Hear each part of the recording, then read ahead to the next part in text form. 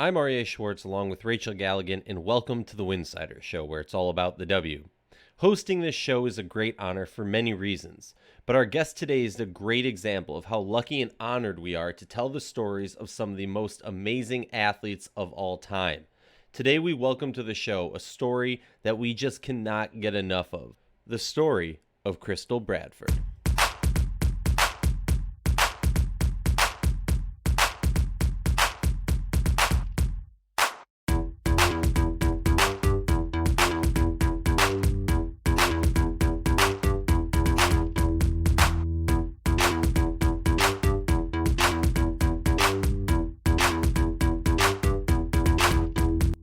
If you like our show, please consider joining our Patreon community, patreon.com/Winsidr. For less than a cup of coffee a month, you can directly show support for the hard work we do covering the W.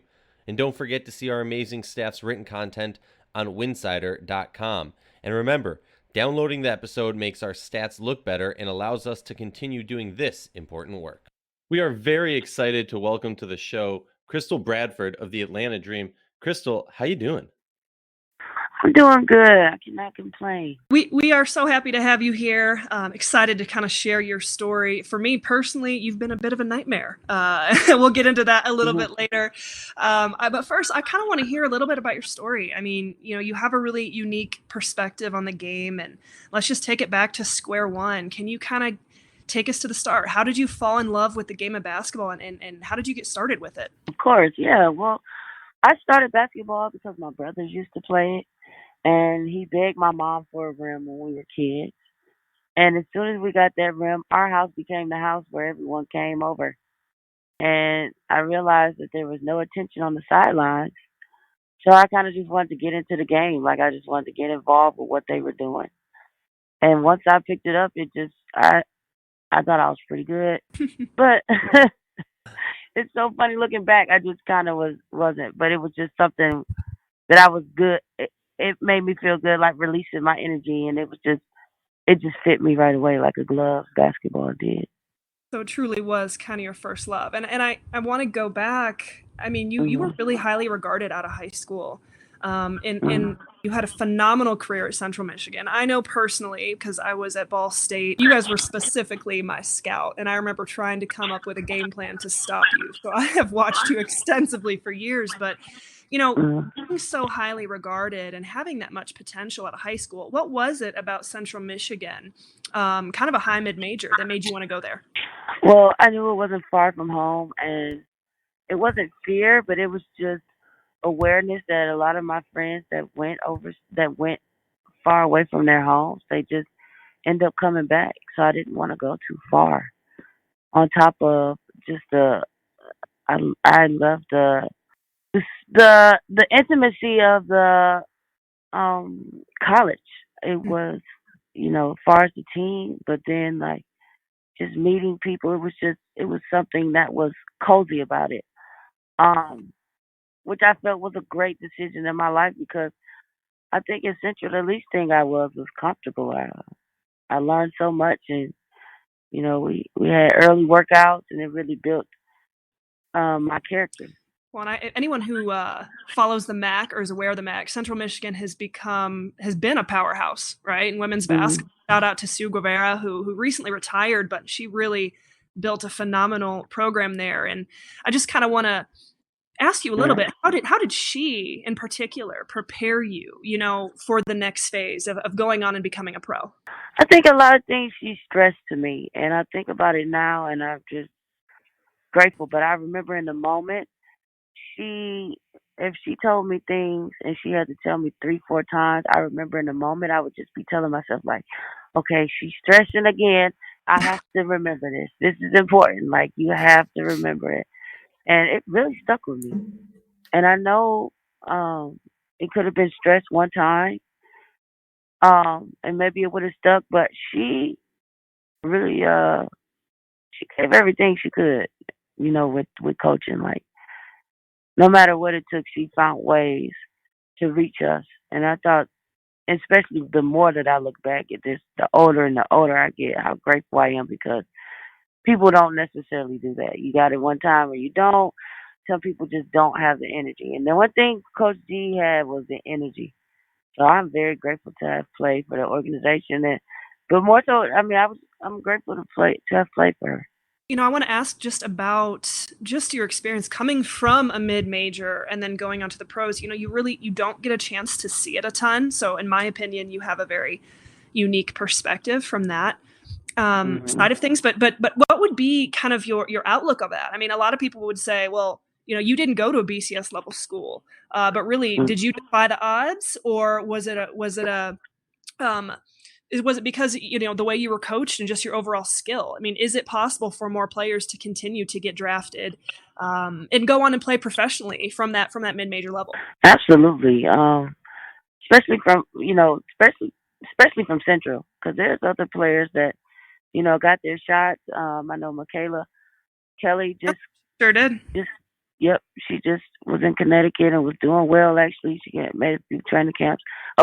One training camp. She just was drafted, and then you had gosh, I can't believe her name is slipping my mind right now.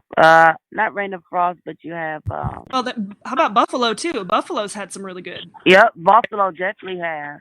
So it doesn't really matter, and even on the men's side, it doesn't matter what school. I mean, I really wanted to. I feel like that has started to trend the last couple of years, just knowing that your talent will be sought out, even if even if your route is unorthodox like mine, my talent has still been sought out. 5, 6 years later, now I'm back.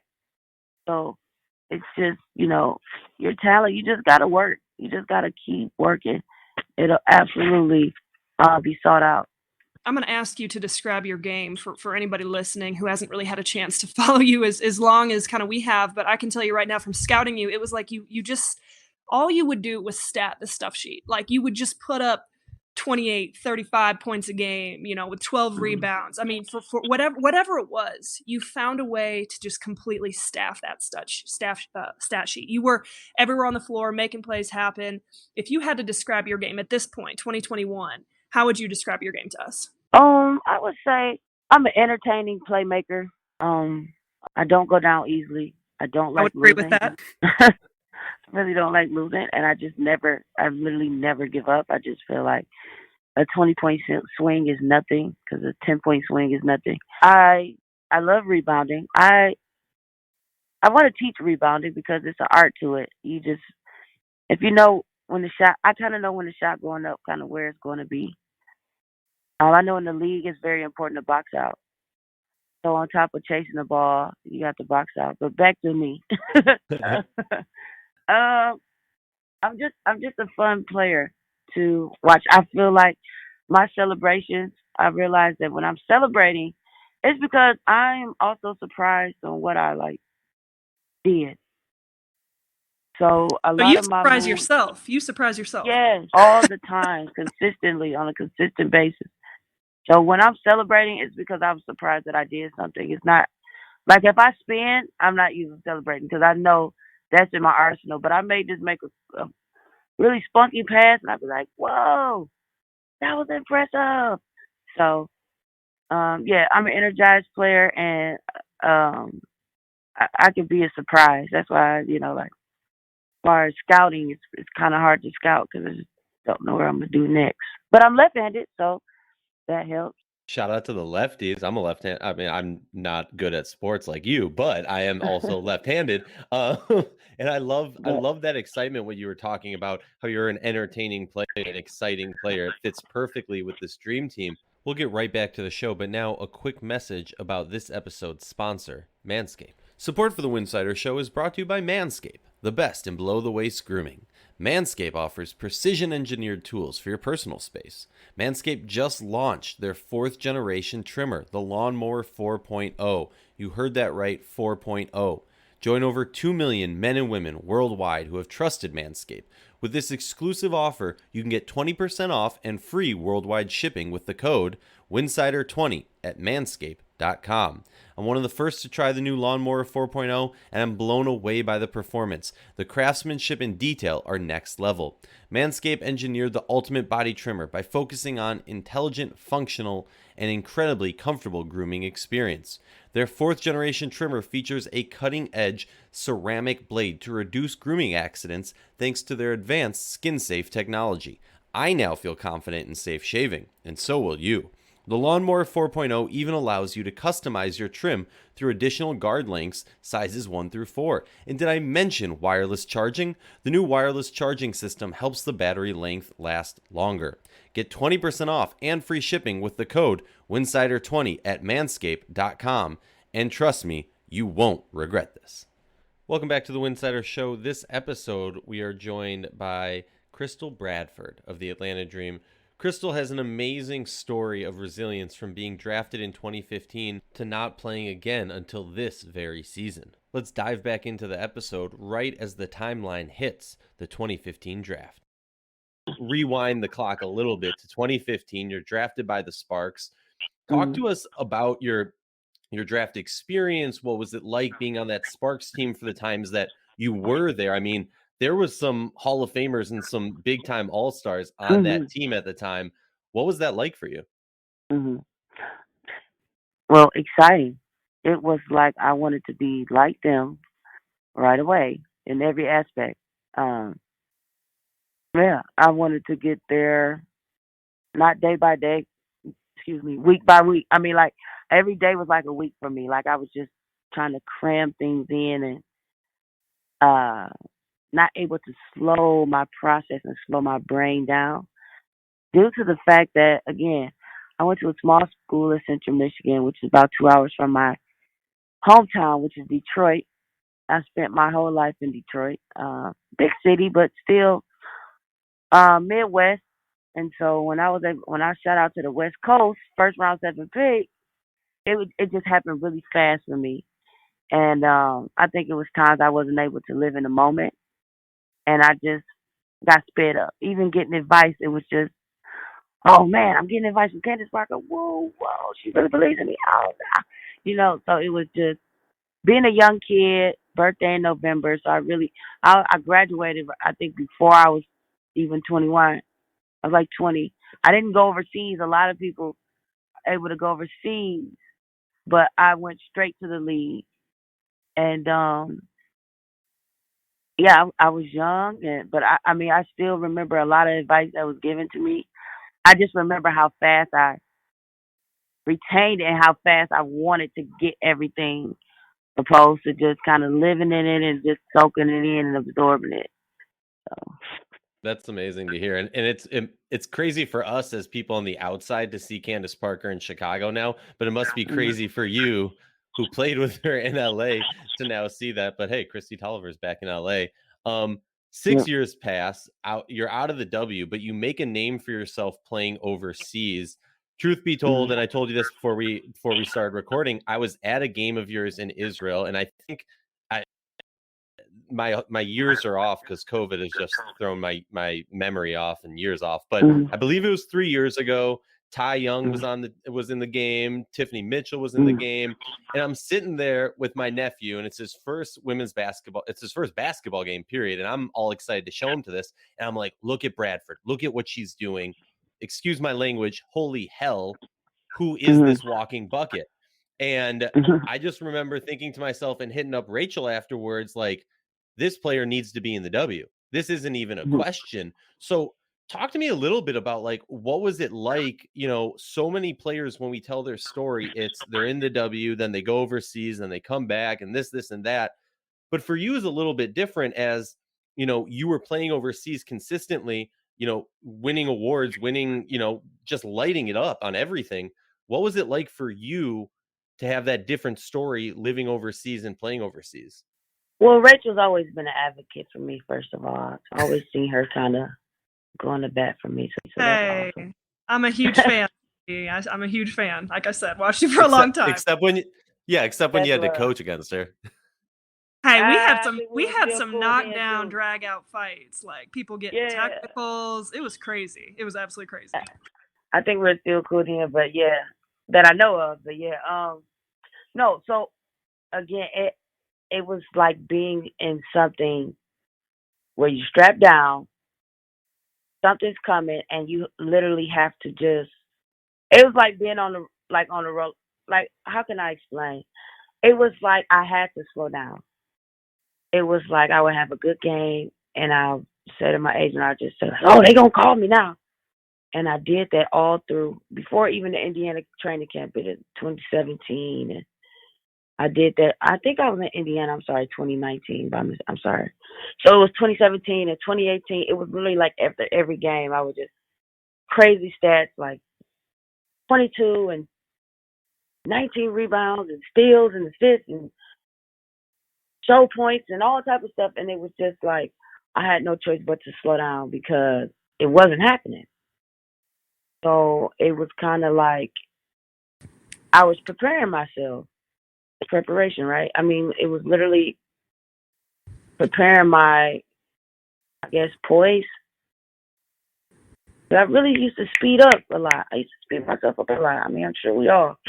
And I know mental health is such an important thing that we should talk about more, but I know I was able to identify therapy helped a lot. Therapy is a thing that's important. I feel like people should talk about it more. Mental health should be talked about more because you'll have things that people are considered it as crazy. And I feel like I had anxiety a lot. I had bad anxiety.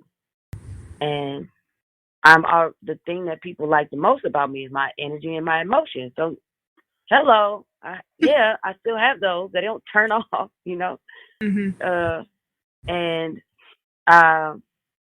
when I was able to identify it, I had to, tame it at some point. But I was just getting better and better with taming my emotions. And then the WNBA actually called in Atlanta, and I'm literally being nothing but myself.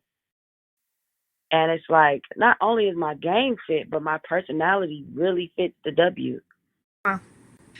So. Well, and that's a really good segue because I wanted to ask you, into this year, what was your training camp experience like with the Atlanta Dream as you were fighting for a roster spot? But I do have to echo what you said about mental health and talking about it more. I personally am a huge advocate for therapy. It has helped me tremendously well throughout the years. So I really appreciate you saying that. But all of that building up to this moment in this year, what was your training camp experience like in fighting for a spot on this roster?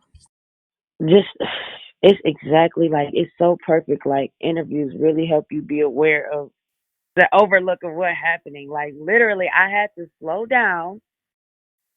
Couldn't think about the first game. I had to take every practice, every possession, and just like every day, and just be the best I could be every day. But I was bringing me. It wasn't like I had a whole bunch to remember. The things that I had to remember was like taming my anxiety. Mm-hmm. Plays, everything else is kind of just natural. Energy, so natural.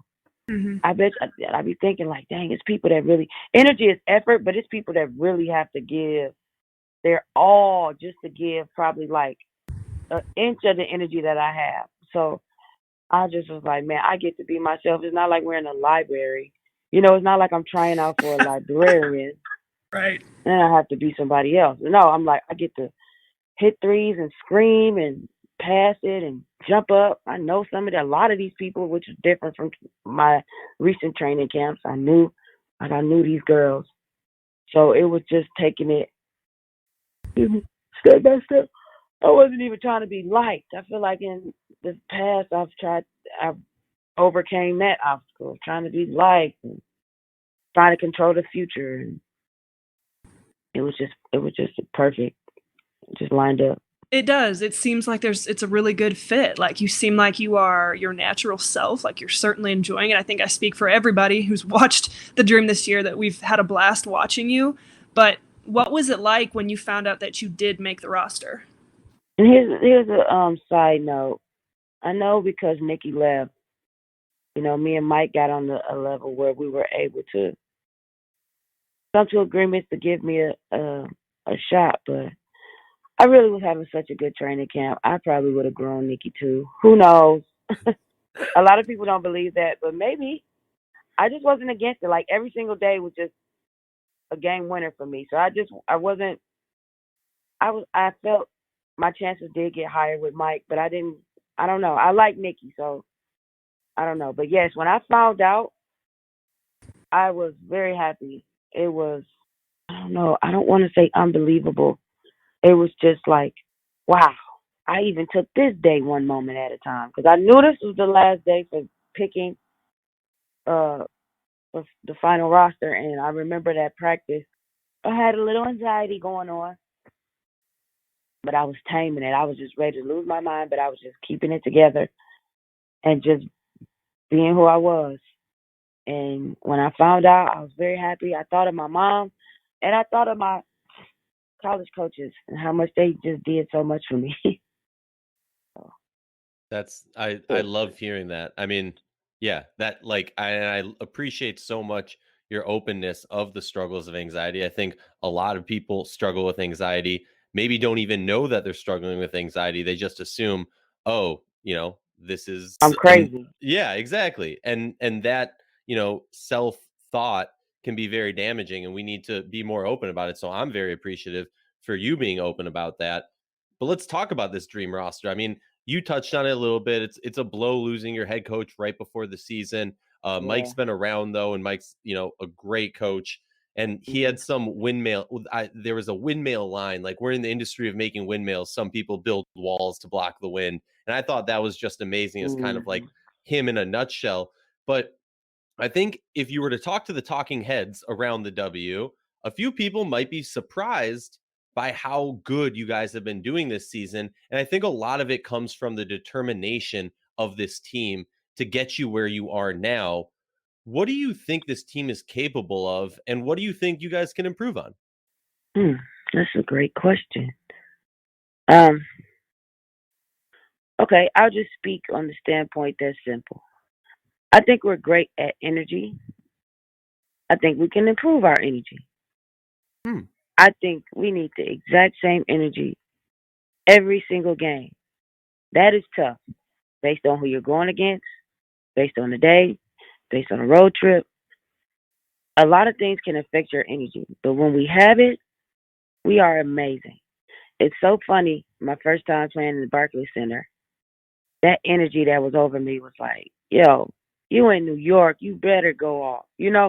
But then you could be somewhere else and it's like you have to get new motivation for energy, but Mm-hmm. you have to find that ultimate energy every game. Like Mm-hmm. this is the chance to beat the number one team. Turn up. Like and our way of basketball is being turned up. Our knob being broke. So when our knob is not up, I mean, we're just a shell of who we are. Wow. And there's different reasons of why it may or may not be up that we I have love to avoid.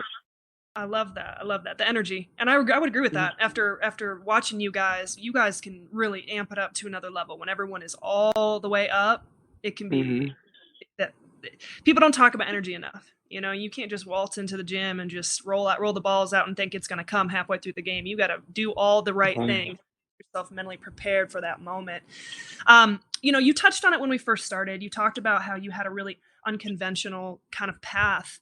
A lot of that path Mm-hmm. has been spent a lot of time playing professionally, internationally. You've Mm-hmm. been able to play a lot of different teams. How do you feel like the international game has helped you evolve and prepare you for the WNBA? Playing year round will craft your game. Uh, Being overseas will craft your mental. Sure. Because again, you have to slow down. You're somewhere that you just can't wait until May or June to get home and get back from break or something and realize it's only January. So just a lot of things have slowed me down because you signing up for something that's 6 or 7 months. Sure. So it's not like, oh, I'm there for 6 or 7 weeks or 2 weeks. I hear people say like, oh wow, you're overseas playing basketball. It's like, yeah, I'm away from my family. I have times of the month which is not talked about enough in women's sports. Um, yeah, and I just want to eat chocolate and stay in bed, but just then I have to go to practice. But I may not go because I'm really not feeling well, and I should have a whole sick leave when that time comes because it's really. I feel like some people's menstruals are really bad, like their time of the month, and I get really bad time of the month, and I told myself like I'm going to talk about this in interviews. I don't like I want to be an advocate of it. Good. You're right. It's not talked about, and it's hell. It is hell, Aryeh. We'll tell you that right now. I'm going to be the person that talk about this first time of the month stuff. It's bizarre. It is bizarre. And not only that, what men may not know, when women are together or around each other, their times of the month sync together. Yes. So now you're overseas with foreigners, and y'all all on y'all time of the month. Everybody's ready to blink and attack each other. The coaches don't understand. He's a male coach that don't speak English, so. Wow. You know, we've done a lot of these, and I can honestly say this is a first, and it's incredible. I'm really glad you brought it up because it's a very real thing coming from a coach's perspective as well. And as a former player and coach, it's real. Mm-hmm. You know, when your team is going through that, things are a little bit different. That's a real thing. I'm glad you're talking about it. It's so funny on this team, too. And you got to think about our personalities on our team. It may get chippy in practice or something, and you just hear somebody scream out, "Oh, everybody must be on their period." So funny. People always say that. And I tell people, too, to be like, "How'd you know?" I'd be like, "Oh, you being sharp." Sharp is something like when people, do you know what I mean by sharp? Like if somebody talking to you and they be like, yeah. So, like on edge. Like on edge, for sure. Edgy. Like all of that comes with being on your time of the month. And sometimes, like, athletes especially get very bad cramps. I had a supporter write me the other day, and she was like, I get really bad cramps. It really affects my mood, da-da-da-da-da. I was like, you know what? I actually talk about this a lot, and I'm going to reach out to my teammates and see what they think. And a lot of my teammates, like, the only alternative we have is birth control, which is bizarre because it's a bizarre thing, like birth control. You hear so many things about it. Well, it changes your hormones. It makes you get fat. It gets you sweaty. Like, it's all type of stuff just to get rid of some cramps. Oh, yeah.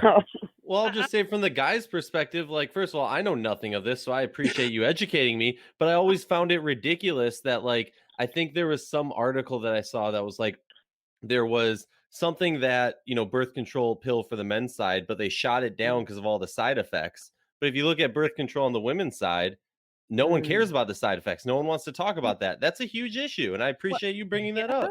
Yeah, and some people don't want those side effects, so they don't want to have to take something. Like, sometimes it's just a heating pad and some chocolate. It is what it is. Yep. Once a month. No, it's so stupid. I would talk about it if it was once a year. Like, yo, that junk is crazy. But once a month, it's even more. Like, jeez. I know. It's ridiculous. It's ridiculous. I say it every time. Every month I say it. This is ridiculous. But this is ridiculous. It's ridiculous. It's ridiculous what women have to deal with. It really is. That's why I say we are the toughest in the entire world of any species. I truly believe that. No offense, Aryeh. I love you to death. But no, please. My wife is pregnant, and I tell her all the time, we're very blessed. I'm very thankful for her. But she is so much tougher than I, because if it was like, Aryeh, you would have to get pregnant and grow a body and birth it. I don't know if I could say I would be strong enough to do that. In fact, I know I would say I'm not strong enough to do that. So. I am a woman, and I'm not sure I'm strong enough to do it. So that's awesome. So that's awesome. It's funny listening to guys even talk about it or try to meet us halfway with it. It's just like, you guys don't know. Oh, no. But it's all good.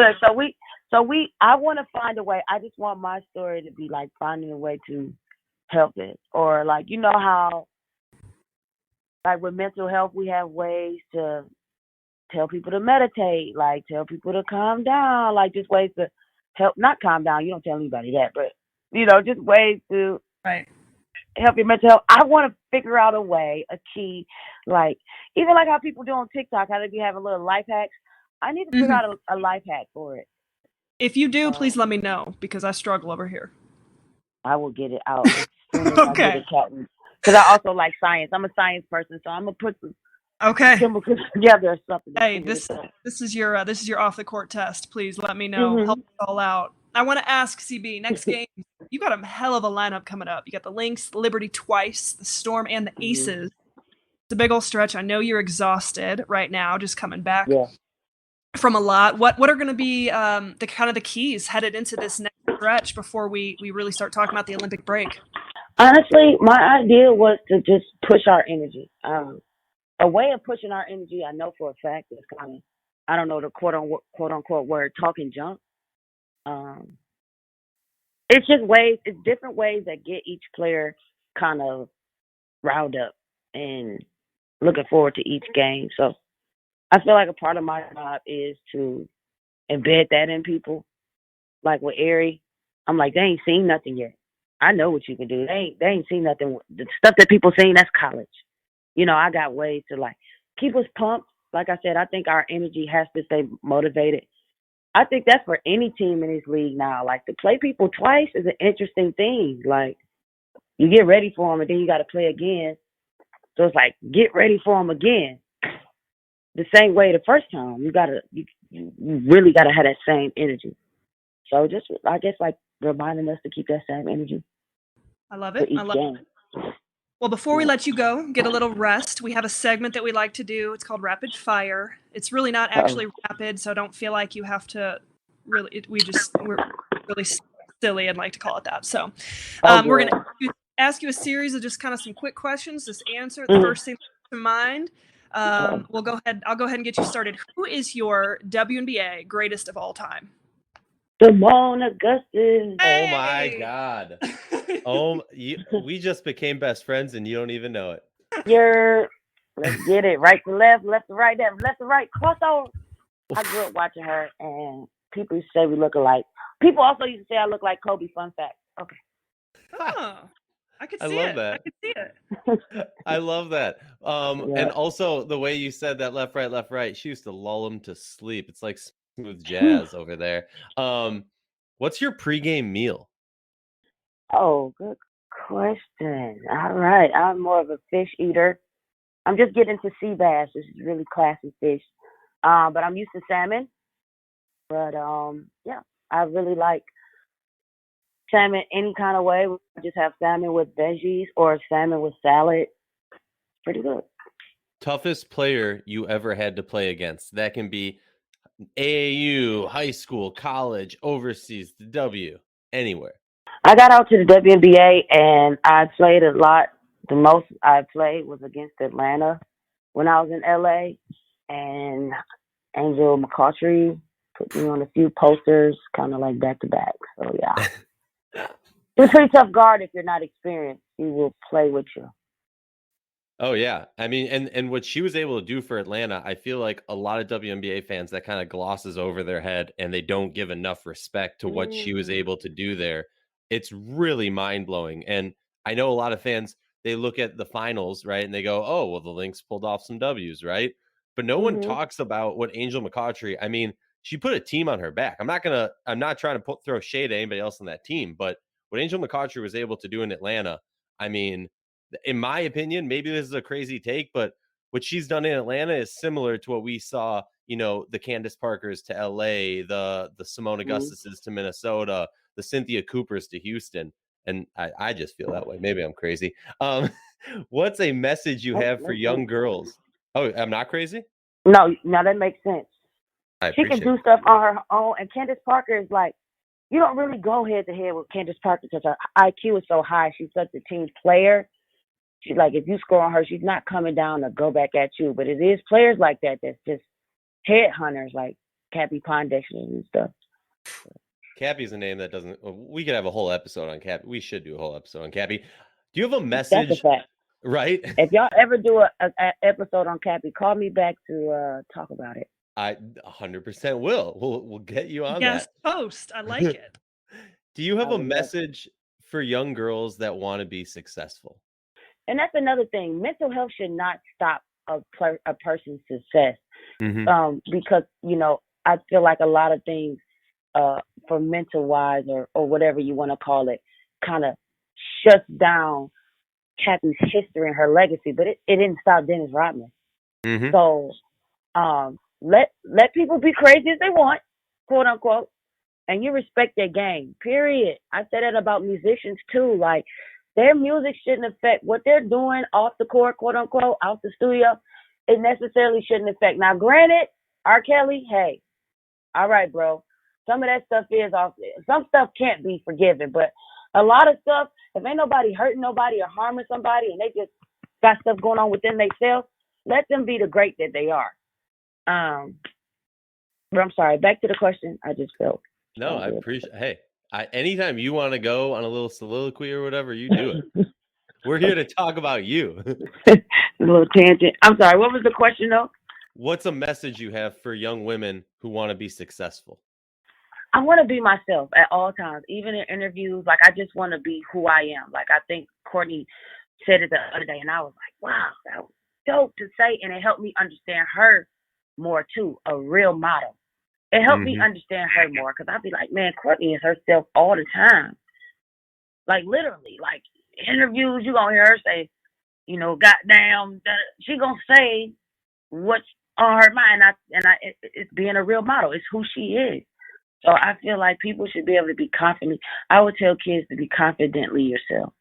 I had a camp that I taught. It was the little paraphrase was mentor the youth and give back the juice. And it was really just about character development. I used basketball just so I can talk to them about heart, because I was taught heart and I was taught confidence. And people say you can't teach heart. You absolutely can teach heart.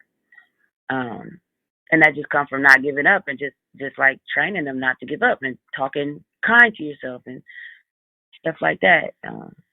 So just like I said, just being able to be a real model at your age. Start now, just being a real model. You know.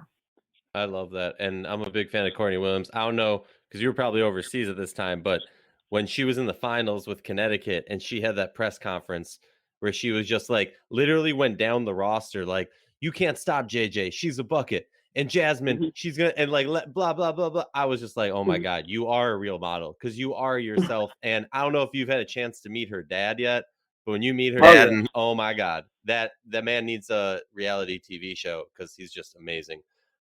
Big fan of him. Second to last question of our rapid fire. Who is the biggest trash talker that you've ever faced? Oh, man. I feel like people don't talk enough about in the W or in women's basketball. You know, they try and gloss over it or add some roses to it. But no, people talk some smack. Again, Courtney is the biggest trash talker when we're in practice. You're not the first to say her, and I love it. For sure. I don't know about next because I don't consider trash talking like and one da da da da da. Like that type of stuff is not trash talking. Like, give me that because if that's the case, I talk a lot of trash, but I guess when I think of trash talking, I don't even know what it is. You can't trash talk. They be like, hey, no talking. Like you'll get a text for trash talking. What's trash talking? Can I get an example? I mean, well, the first example that comes to mind is Diana Taurasi in the bubble telling the ref she'll see you in the lobby. Yeah, Diana, I never went against her, but absolutely, she is the master of trash talking. I feel like Sky a trash talk too. Okay. Yeah. No. Yeah. I feel like Marina a little smack talk these days. Definitely. Can't forget her. She feeling it. Aryeh talks smack too. Does she? Aryeh talks. Yeah, that Dallas team is a trash talker. I like that. You need to have that team that does that, right? Yeah. Oh yeah, I like trash talking. It fires me up. JJ talks trash. Anybody know that? You got to know that. Oh. Drop that on us. Okay. Boom, boom. Oh yeah, tell her I said it. She definitely talk trash. Okay. JJ said this is her MVP season too, so she's doing everything. She's trying to do it all. Oh, she's making a hell of a run for it. That's for sure. CB, we got one more question for you before we let you go. Again, we are so appreciative of your time. What was the first moment you remember thinking, oh my God, wow, basketball is my thing, and I really think I can make a career out of this? Oh, that's a good question. This is going to be a little late, but when I made the USA team, but my sophomore year in college, I was selected to go to the World University Games. And I just remember training like, you guys ever run so hard that your butt hurt? That's when you really working out hard. Mm-hmm. When you run and your butt hurt. I don't know if y'all ever felt that. If you really train, you know what I'm talking about. I ran my butt off to make that team, just training for that team. And I remember they had Natasha Howard and players like that, Trisha Liston, Odyssey Sims. And I remember them calling my name. They said, we're going to call your name in alphabetical order. And by my last name being Bradford, I was like, Crystal. They were like, Crystal Bradford. I was like, oh, man. Because I never was a McDonald's All-American. Like, it wasn't, and I went to a small school. So even when I got to the USA team, I didn't know these people. And I remember making one move, and I just remember everybody like, who is that? Like, the players like, who is that? Wow. Rhea Hartley. And like I got picked over a lot of players, and I was like, wow, okay, I'm actually good. Because when you're good in the mid-majors, they always put an asterisk over it, like, oh, this is mid-major. Like, she can't do it in the Big Ten. And I think about those Big Ten, some of those Big Ten teams, like, we would have ran through some of those teams. Mm-hmm. Mm-hmm. That's very true. That's very true. And again, shout out to the high mid majors. My heart will always be there. So I'm with you, CB. But hey, we are so appreciative of you. Thank you so much for giving us your time, sharing your story with us. I know you've got a big stretch ahead. Super excited to kind of see what this team can do. And we wish you the absolute best of luck. Thank you so much. I appreciate you guys. And it's definitely fun to talk to y'all. So anytime, I would love to. Hey, we appreciate you more than you know. And we will take you up on that. So you shouldn't have said that, because we're going to take you up on that. It's all good. You have a great rest of your day, all right? Okay. Thank you. Thank you.